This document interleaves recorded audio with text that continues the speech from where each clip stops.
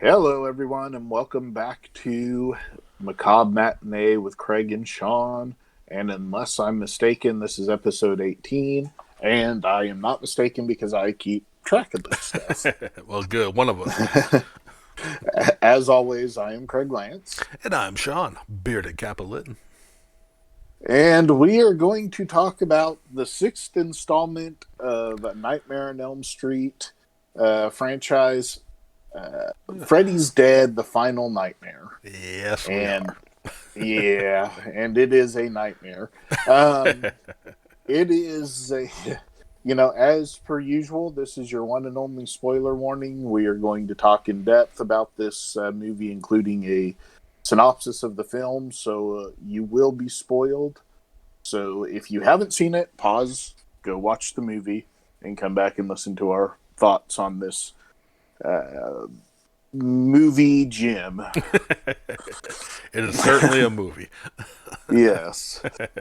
So this one was released in 1991, and it was written by Rachel Talalay and Michael DeLuca, and it was directed by Rachel Talalay.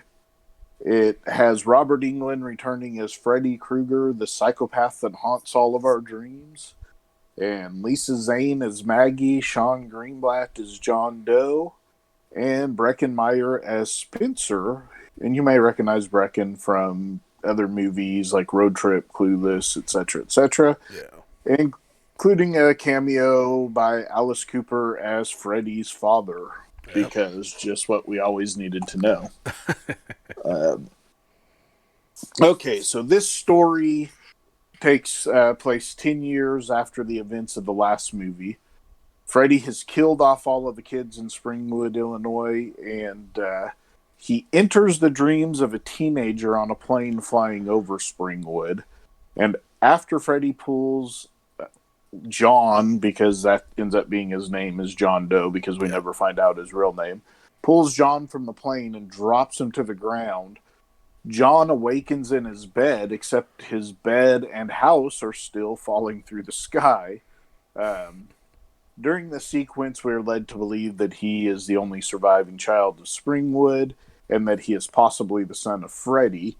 When he finally lands on the ground, him and Freddy fight a little bit. Freddy eventually kicks John out of Springwood and tells him to go find more victims for him. We are later taken to a shelter in a nearby city where John is picked up off the streets and is taken to the shelter. John is introduced to the next round of Freddy's victims. We also meet Maggie, who is a psychologist and who runs the day-to-day operations of the shelter. That night, John falls asleep despite his best efforts. He has a nightmare, and the next day, him and Maggie talk and discuss their dreams. Maggie discovers they are dreaming about the same person, of course. Maggie feels the best way to help John is to return to Springwood because, why not? And what Maggie doesn't know is that Spencer, Tracy, and Carlos are all planning on sneaking out that day using the very same van to get away that Maggie and John are taking to Springwood. As they roll into Springwood, Maggie discovers the other teenagers in the back of the van. In Springwood, they find some weird nightmarish combination of a circus and carnival where Roseanne and Tom Arnold make unnecessary cameos. Um, Boy, do they cheese it up for that. For this yeah, 5 minutes on screen, they make the most out of it. yeah.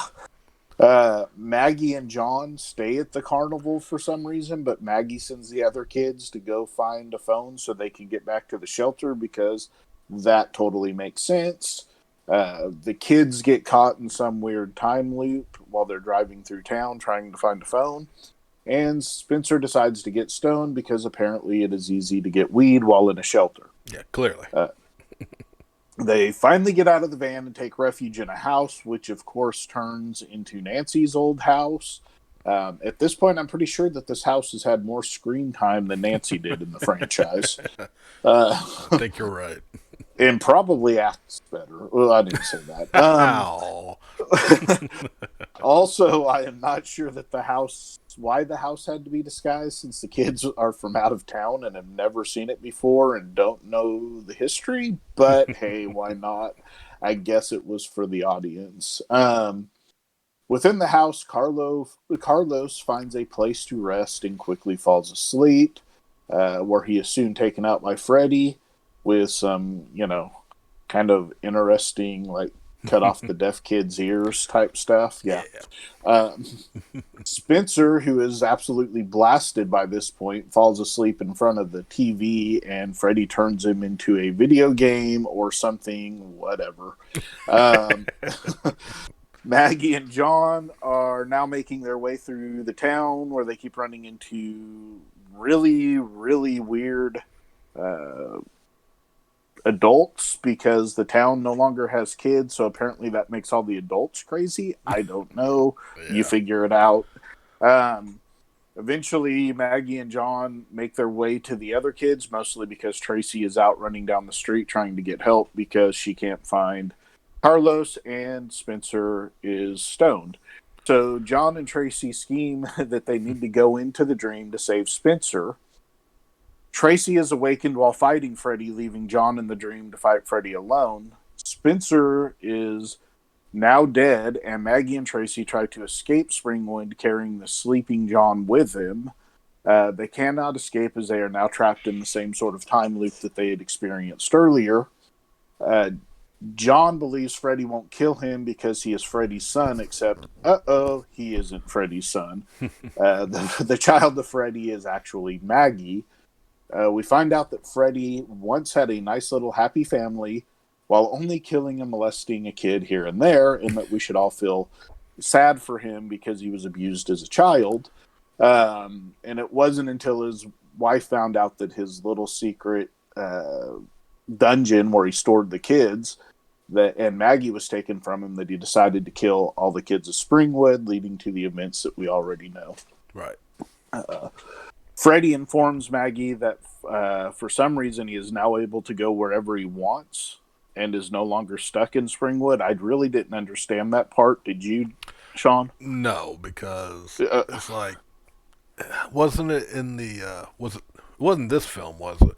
I've already forgotten. Like where it says every town has an Elm Street. He says that to her at this point, At this point, basically, okay. like, because she's in town, he can now leave or something. I really didn't understand that, but that's like the least of the problems with this movie. Yeah. Also, we find out that there are some weird sleep demon things that gave him his power or whatever. Maggie and Tracy finally escape and make it back to the shelter, except no one else remembers the other kids. Doc believes Maggie, but he doesn't remember the kids. Doc is the guy that's actually runs the shelter. Yeah. He and Maggie and Tracy come up with a plan to fight Freddy. They are going to hypnotize Maggie, put her to sleep, and she is going to grab on to him. And when she has him, they will wake her up. Very similar to Nancy's battle with him in the first movie.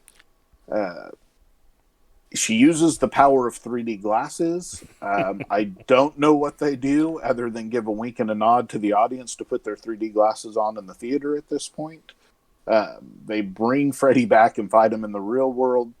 Somehow he still has his dream powers in the real world. Not sure why, but eventually Maggie kills Freddy, and that ends that.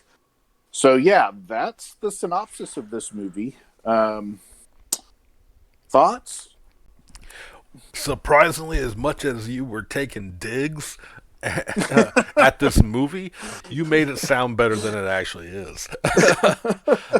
This movie, like we've said, Freddy's decline from a nightmare terror to a fucking cartoon, and this is the epitome. This is the Yeah. height of Freddy as a cartoon character. Y'all watching on YouTube have seen some of the stills I've got, and like when he literally sends John through a silhouetted hole, like a hole in the wall through reality. Yeah. He's riding the broom and saying, "I'm gonna get you and your pretty soul too." And like it's just Yeah, Yeah, because when John's house crashes in town, it's a scene straight out of Wizard of Wizard of Oz. Oz. Yeah. Yeah, I mean, and this is just everything. Especially this opening is especially cartoonish. I mean, don't get me wrong, that's saying Well, a lot for this movie, but like, and there were some weird things too, like when Freddy killed people, they would just disappear. right, Like in all of the past movies, when they were killed, whatever he did to them happened in the real world.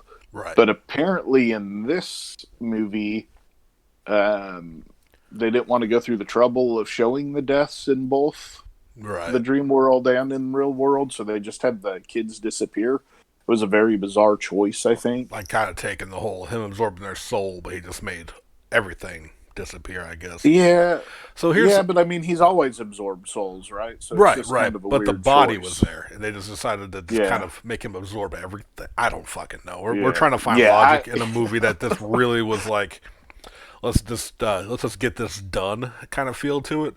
And which, by Yeah. the way, I put the movie poster up on our slideshow, and they had the nerve to say they saved the best for last, and it's like that's a that's a lot of confidence in your marketing team there to allow that. But Well, I do well, remember one of this. the notes is, I'm sorry, No, real go ahead, quick. go One ahead. of the notes was, it spins right out of what you just said, is that this movie was the fourth highest grossing in the franchise. It really There's only was. six at this point.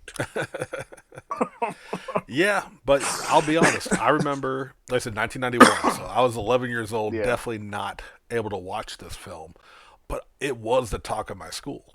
It was Yeah, like I mean, I believe that. all the little like the Power Glove and the Nintendo thing and Spencer's Dream. Oh my We thought God. I remember thinking that was cool as shit. Of course, this is before I was able to really dive into it. It's just my friends tell me about it. They loved it, but like I bet at 11 years old, I would have yeah, thought this was cool as shit, too, to be fair. like this is So, the best kiddie horror film you'll ever see. And like here's my defense though too for the film. It has elements that could have been good, that could have been creepy. That opening scene with like him on the plane, yeah, John being scared, like as cheesy as like he was clearly told, and maybe I don't know this actor's body of work, it might have been as good as he could do. But like there are moments where you actually kind of feel his fear in there, especially like how nervous he right. is. But then it's cut away with, and admittedly, I still chuckle though when he's talking to the woman, talking about I'm afraid of heights. Don't be a pussy. I do kind of laugh. Yeah, so I agree with you. I think that they were trying to hold the kind of twist that he really wasn't Freddy's son till the end. Yeah, And instead of giving us the fact that how brilliant it was, really, that Freddy used this plane flying over with a kid asleep in it to grab that kid right, to be able to get out into the rest of the world. right. I mean, it really was a kind of ingenious move, but they just kind of gloss over it because they're trying so hard to protect the identity of who is really Freddy's kid. Well, we have that as well as just like they were afraid to go too dark. Like even, just that woman saying, and this is a little thing. Maybe it's just me reading into it, but like there's a little levity with her telling him not to be a pussy, and then she gets sucked out the airplane, which should be a terrifying moment, right? Because like that's Yeah, what we all are afraid of when we fly. right. But here's that little thing that takes it away, that knocks, and it might be intentional because maybe they were at this time they were like, well, we're making a cartoon live action, we got to line up. You hear her literally go like, whoa, as she's sucked out. That little whoa takes away all the Yeah, impact. yeah, for sure. The sequence when he lands and he's just rolling down that hill, which endlessly falling down a hill could actually be in this context may have been creepy. But what did they do? Whoa, whoa, whoa! The Yeah, entire time, and it's just like you could have because and it went on forever. it did. But that's kind of like a throwback to the time loop from I think that was Dreamchild, where they were constantly trying to they're trying to get somewhere and they kept getting in the truck and it kept reversing time. Oh, that was this one.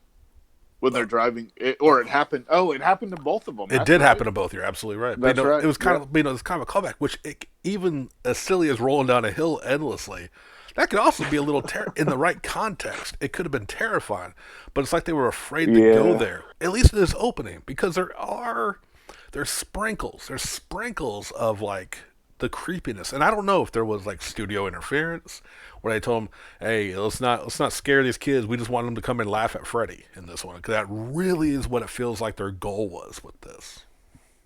Yeah, let's turn it into a comedy. Yeah, I had read somewhere that Peter Jackson actually did an original draft of a screenplay for this. right. Did you see that? I did. Yeah, where you had an old Freddy and the kids would get drug fueled and have slumber parties and beat his ass. I mean, now That I sounds want to see amazing. Peter Jackson's version of Freddy's Dead. Release the Jackson cut. Okay, this is what Yeah, we exactly. need. We need to make this happen. But like a lot of my notes are like the little things that are just like I guess a lot of little things bothered me about this film because I'm going back because Oh yeah, we had delayed recording this, so it's been like about a week since I watched it. The rich kid Spencer going on and on about he's a rich boy, he's always had it easy. This motherfucker's playing a Tiger handheld electronic thing. That is what the poor kid got instead of a Game Boy. right. And that bothered me. Like he's so damn rich, but he's playing a bullshit ass. Because I had that. Because my parents wouldn't buy me a Game Boy. They were too damn expensive. But the rich kid is rocking a Tiger handheld, which I had to. Well, I thought was funny. in the land of the pigs, the butcher's king, right? So, I mean, he's rich by everybody else's standards. That's in that fair. shelter. Doesn't necessarily mean he's rich, Right. but yeah. But they certainly don't portray it that way. Right. He just talks about like you see like his dad in the typical 80s, early 90s. He has a tennis racket in the short. Fueled, But like all the elements are there to give. We don't really get too deep into these kids' backgrounds.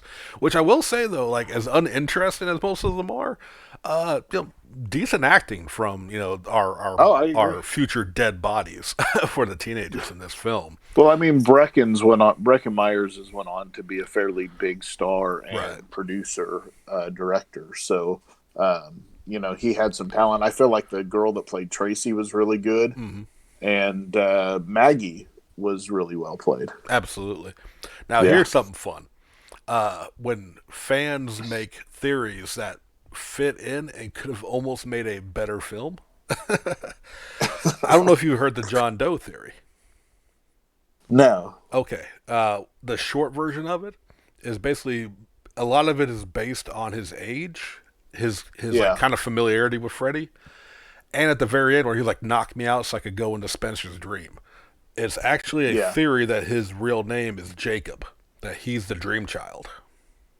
Yeah, the only problem with that is this movie takes place 10 years later. But when are we ever worried about that little detail in horror? but for sure. But that's an interesting concept, though, I think. Well, the reality is that there was actually a screenplay written where it went around as Jacob was the going to be the star of this one and the protagonist. But they decided to go a different route because the director hated the script. And why should we absolutely follow a continuing storyline that already been established? Well, so he looked at the script and goes, "This makes too much sense. Let's do something silly." Yeah. She's like, this movie, it follows the existing storyline we have. Nah, let's get rid of it. Let's make Freddy, have some. He was abused as a child, and he's just a minor child molester. If they hadn't taken his daughter away from him, he would have never turned into a killer. Right. And my question for these people, and I know that like clearly the budget wasn't there because it took them 6 films to do what Friday the 13th did in 3 with the 3D effect. But how was Spencer's Anagata DeVita section not in 3D? Yeah. I mean, out of all the moments for a 3D effect, was it not the man tripping balls looking at the TV? Yeah. I don't smoke a lot of weed, but I do on occasion partake. Right on.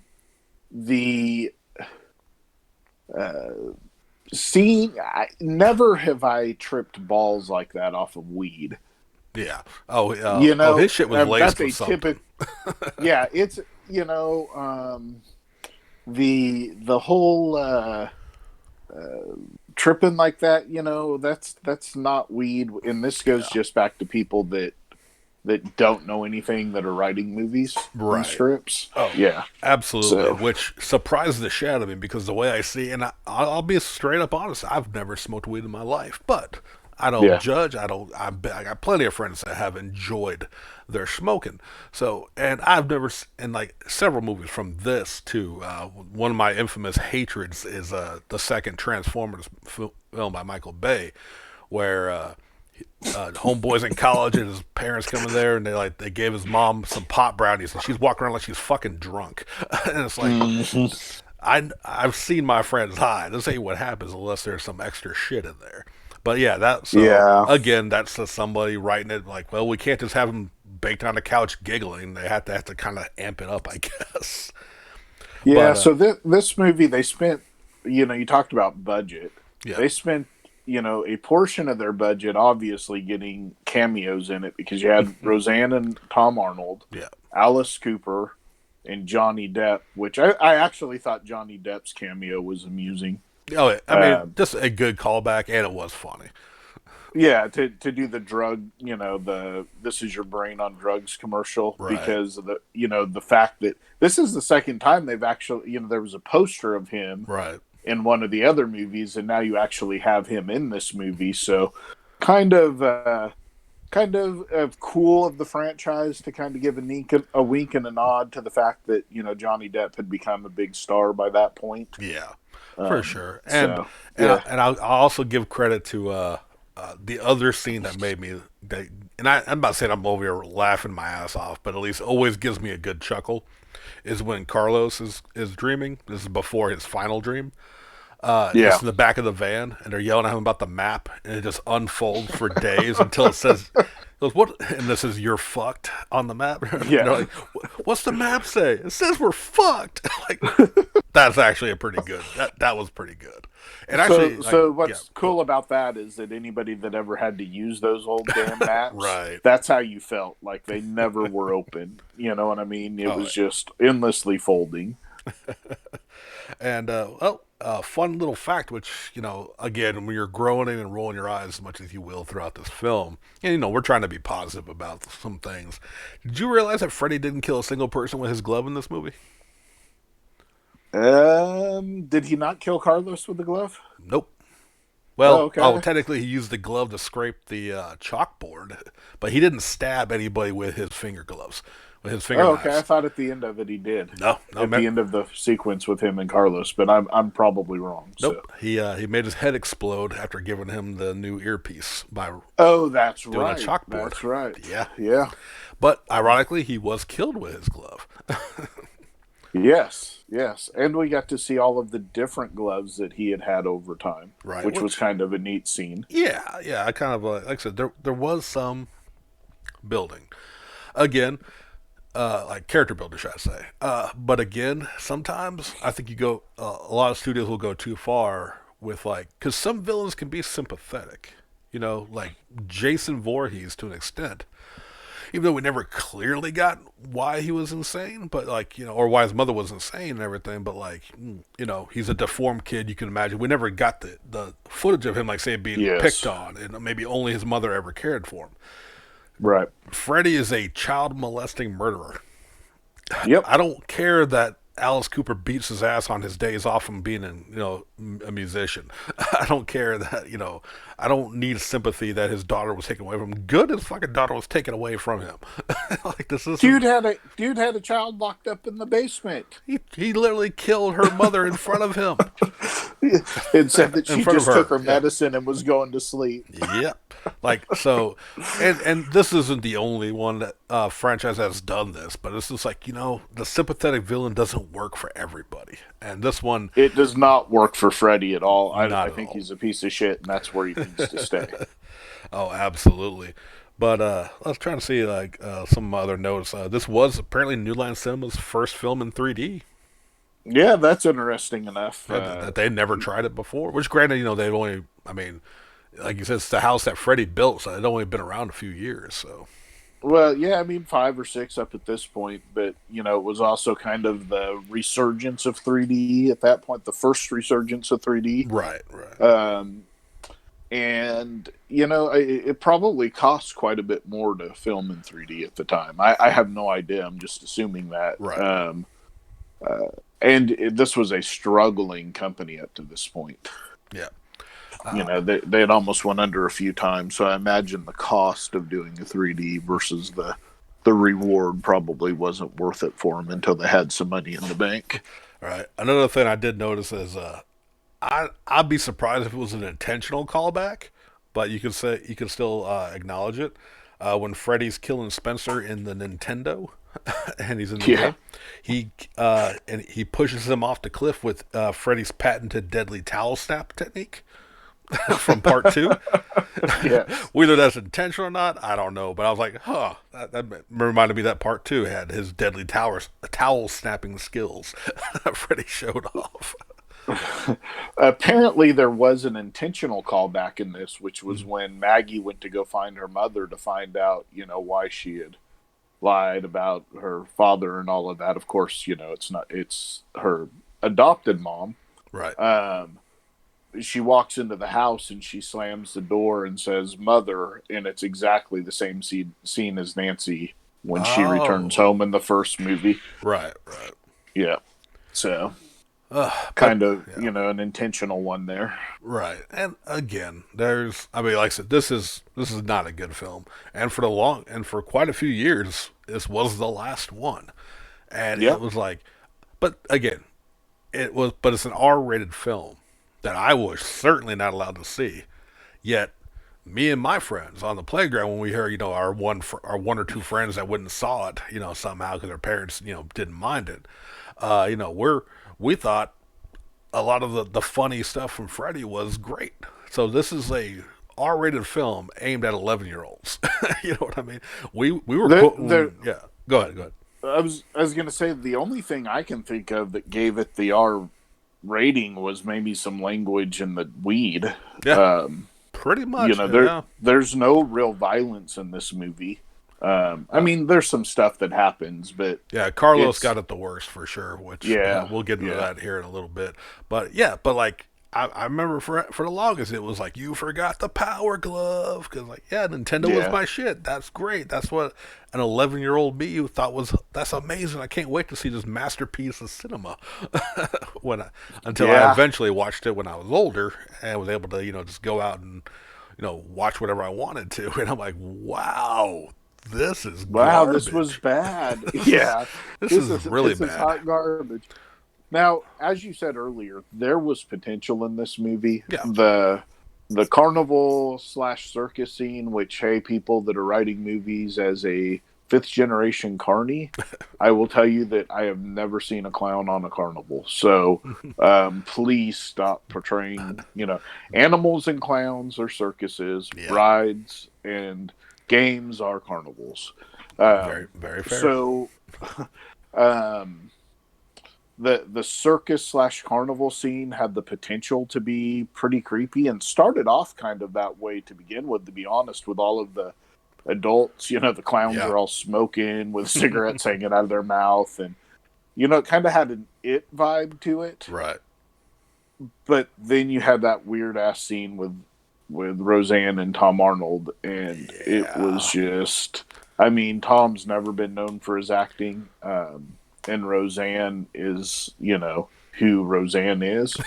Uh, And without honestly, getting into the politics oh of yeah, Roseanne, but wow, yeah, wow. But and again, honestly, you take that scene, and yes, Roseanne clearly doesn't care. This is a paycheck, a cameo appearance. This is the early yep, '90s. Her show is probably just now blowing up at this point, or already is a pretty big stable, so they got them in. yep, Think about if it was just Roseanne. Of just like, oh my god, a kid, you come home, we'll promise we'll take. Maybe she toned it down a little, showing a yeah, parent.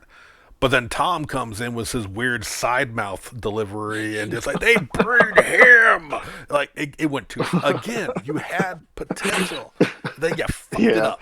Then you fucked it Well, up. you didn't need a cameo there. If you just had two regular actors play Yeah, that part, right. you know, and maybe he walks over and slaps the shit out of her and is like, "Leave the kid Right. alone." They bring him in, something like that. It could have been done, Um, a lot better. That kept the tension within there well, and because it was, Springwood is just a ghost town now because you've got the teacher teaching to an empty class. You've got the orphanage where the lady that runs the orphanage is still imagining kids that right. and it never gives any real tension, but all of those scenes had potential Yeah, if they had taken their time and done the due diligence to make you understand what the fuck was going right. Oh, and at least because that's the real problem with this movie is there's no cohesive thread through the movie. right. And again, also a lot of it is delivery.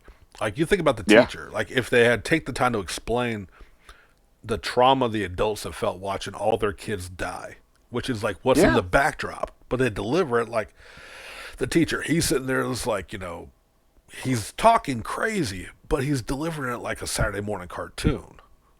Yep. Same with the orphanage. Even that her just singing to no kids could have been a creepy scene.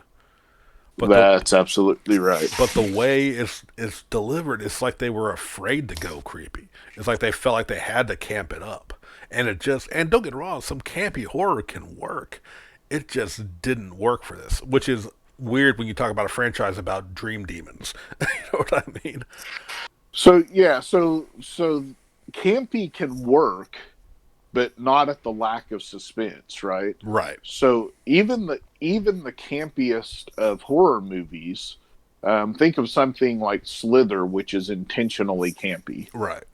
That movie still builds tension throughout it.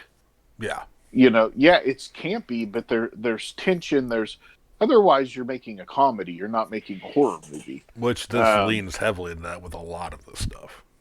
yeah, and this is a movie that doesn't know that it's a horror film. Yeah. The kills are tame. What is there, three kills in this movie? If that, They're yeah.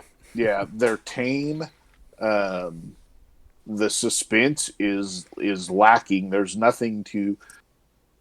I don't have to care about the victims in a horror movie, Right. but there has to be an investment to care about the scene that when they're being chased or being attacked. Yeah, In this absolutely. movie, there's no investment at all. Yeah, no, I mean, like, they give you some history with like, because I forget her name. She was the blonde, Tracy. Tracy. Like her backstory with her dad. Yeah. Like coming from a clearly like a sexually abusive father. Yep. But again, like they were afraid to go too much, and then we had like her beating her dad down. And I get they were trying to also be creepy, show that it's in the dream, but it's just like her beating her dad down would have been enough without the weird, distorted face reveal. Him getting back up. Yeah. It could have just been a bloody Yeah. mess. That's right. Carlos with his mother and like the whole backstory to that, which led to a His death, being yeah, deaf. Yeah. yeah, well, like that is also that, but again, it was like this elements of it were just ruined by like having to soften the blow in a sense. It's just that's what I got to feel throughout most of this movie. Like they were afraid to go too dark. Oh yeah. I mean, they were playing up the campiness of Freddy and what they had been slowly turning him into, Yeah, but they were playing it up without all the other things that had made the previous movies good. right. Certainly the third and fourth movie. Right. You know, Which like it three is a like for this franchise is the master class of that balance of creepiness and camp, which is what I love Yep. about the Dream Warriors. Because yeah, the idea Yep. of their superpowers in their dreams is technically cheesy, but it fucking worked. You know what I mean? Yeah, I mean that's a perfect example of having camp in a horror movie and having it work. Yeah. Um, and intentionally having camp. You know, that's the welcome to prime time, bitch. Which they opened with that quote, and you do not use my favorite quote from a franchise in your worst fucking in one of your worst fucking movies. Yeah, you know this movie kind of meanders its way through. It's clunky. It it doesn't really deliver in any sort of way, in my opinion. Yeah. Um, it's just it is a nightmare of a movie. I mean, they should have stuck to one of the other scripts. Peter Jackson. I mean, seriously, we had a chance at a Peter Jackson Freddy movie, and we Right. didn't get that. Yeah. Um, the draft that would have just continued along the storyline that was already established, that would have been great too. The neat Instead you ended up with this mixed kind of, well, is John Jacob, let's let everybody believe he is, Right. but oh wait, he's really not. Freddy's got a kid. And it introduced a plot line going into the last movie that really didn't need to be introduced. Now, having said that, the producers were planning on doing a sequel to this movie where Freddy Krueger's spirit possessed Maggie, Oh, yeah, and that's she right. continues her father's killing.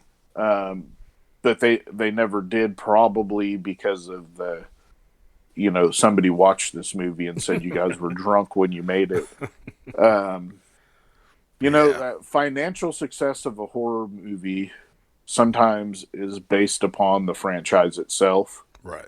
Robert Englund can carry a movie with his one-liners and so forth, especially in this role. Right. Um, he can carry a film enough to, like you said, kids are going to laugh at it. People are going to, there was enough one-liners in this. I could have seen me leaving the movie theater and laughing about it and talking about the movie later. Um, Trying to watch it with a critical eye, Yeah. as I said, it's an incoherent mess with no real through line through it, and adding plots that are never really resolved in any meaningful way, Yeah. and trying to uh, make us feel sympathy for a villain that needs no sympathy. Too many corny cameos. Um, it is what it is. It's the movie that killed the franchise I mean, so much until so that the creator, sorry to jump in, but yeah, so much so that the original creator's like, you know what? We can't end on this one. I got an idea. yeah, and actually made a decent movie, if I remember correctly. Yeah, we'll Um, be finding out soon. yeah, next week. But But yeah, having Wes Craven come back to save the franchise probably was a requirement after this crap fest. right. I have to ask, did you rewatch it in 3D right now, or did you watch it in 2D? I do own the 3D DVD with the glasses. I did Yeah. not watch it this time because the last time I tried watching it on a flat screen TV, I felt like the 3D, and maybe it's just the 3D itself, is garbage. But it didn't Yeah. seem. I didn't expect it to be crystal clear or perfect, but it seemed really bad the last time I tried, so I didn't even bother this Yeah, time.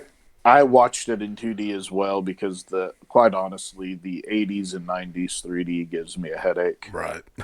And especially not watching it in a theater, it just seems to be, as you said, too grainy. Yeah. But one thing I did notice is that they clean the film up well enough that you can't really tell. I mean, when there's certain parts that are supposed to be 3D, when they're like wiggling their fingers at the camera and stuff. Right. But for instance, when we watched Friday the 13th 3D, Right. the the you could tell that the movie was not cleaned up and remastered for a non 3D Oh yeah, version. for sure. For And I sure. feel like this movie was at least done that way for its Yeah. video release. And I think it's a lot easier though when you only have what 15 minutes in 20 3D, minutes or 20 something. minutes, yeah. Yeah. Which the entire Friday the 13th, to its defense, was the entire film. Oh yeah, yeah. I mean, don't get me wrong. The Friday the 13th series by far and away is a better series. Um, but yeah, I was just commenting Yeah, strictly on the quality. But like you said, an hour and a half to clean up versus 15 to 20 minutes right. is, there's a huge difference in the financial stake involved there. Yeah, Um, absolutely. yeah. So um, overall, I guess we can talk about the kill of the week. Yeah, go ahead. What's your kill of the week? My kill of the week, as well as Robert Englund's favorite kill of the franchise, is Carlos. Yeah. It was again what we've always said was the high point. Which, to this film's credit, most of the kills were unique to the victim. Like for other than Spencer, well, I guess he was playing a shitty Tiger handheld, so he got killed by the superior Nintendo. But Yep. with Carlos, I mean, I don't know, the Freddy putting the giant Q-tip in the ear does get me, Yeah. and again, like cut off his ear and his hearing piece, giving him the enhanced one, and again, you have things like the water drops, hurting Yeah. his head. That's creepy. That's good. That's like torturous. Even Freddy dropping, the nails. That's pretty good. Yep. And then we get the cartoon ass chalkboard, Yep. which did lead to a head explosion. Not bad. Yeah. For this film, Yeah. I think that's the best kill. I have to agree with you because, quite honestly, the other two kills were pretty lame. Yeah. So it is the kill of the week. As I said, there's only 3 kills in this movie that I can think of. So I guess we're down to that point, Sean. Yeah. Where are we going to grade this? Like I wrote down a number through our discussion. It's dropped, and I still don't Yeah. know exactly where I want to fall because, like in the Okay. past, we've given a higher rating than it deserves based on what could have been. Yeah. And like on a surface, just a gut reaction, this is a 1 star. But I Yeah. do see like the potential. So I'm gonna give it a 1.5. I guess I almost want to give it a Okay. 2, but Yeah. I can't do it. I had 2 in my head, but I'm like I'm gonna have to give it 1.5 because as good of potential as was there, it hurts it more that it didn't go through with it. So yeah, 1.5. Well, I personally would rather watch Dream Child any day of the week than this mess. So I gave this a point 0.5. Oh wow, right? Yeah, I really, really struggled with this movie. The fact that we've talked about it as long as we have and haven't just completely shed all over it. Right. Um, for me, it was just there's nothing about this movie that's redeeming. And I'll just leave it at that. Hey, There's that's fair. That's fair. there's one decent kill in the entire movie and no Yeah. suspense and yeah. So Right. we've said what we need to say. So that's a total of 2 stars for this movie, 2 putting star. it right at the bottom of the Scream grades, Right. which is exactly where it needs to be. Absolutely. Yeah. So next week we will record and watch we will watch and then record for the final film in the original franchise, Yep. which is Wes Craven's A New Nightmare. yep, which for those of you that don't know returns us to Nancy, except it's not Nancy, it's actually Heather Camp and her family Yeah. and other people that have been in the franchise, at least in the first 2 movies. It returns to them and into the real world with Freddy. So I remember being very interested. I'm really curious how I'm going to take it for same. analytical. It's been a long time, but I am looking forward to rewatching that one, especially after the last 2 weeks. Yeah, for sure. And then we will do the Friday remake. or the remake of Yeah. Nightmare on Elm Street, starring uh, the dude from Watchmen that I can Good, Rorschach. good old Rorschach. I thought you were trying to think of his real name, and I couldn't remember his damn No, name. I could. Yeah, starring Rorschach Rorschach, the kid as from the Bad Freddy. News Bears from Yep, back in the yep. day. Yeah. So And yeah, then, so and then the Versus movie, yep. and then we'll decide where we're going after that. So join us for the last three in these two series, and then we'll surprise you and go somewhere we don't know yet. We'll be as surprised as y'all are. Yeah, that's right. All right. Well, if you enjoy what you heard, as always, give us a like, drop us a comment what you thought about this piece of hot dumpster fire, and yeah, stay tuned for next week. We'll catch y'all later.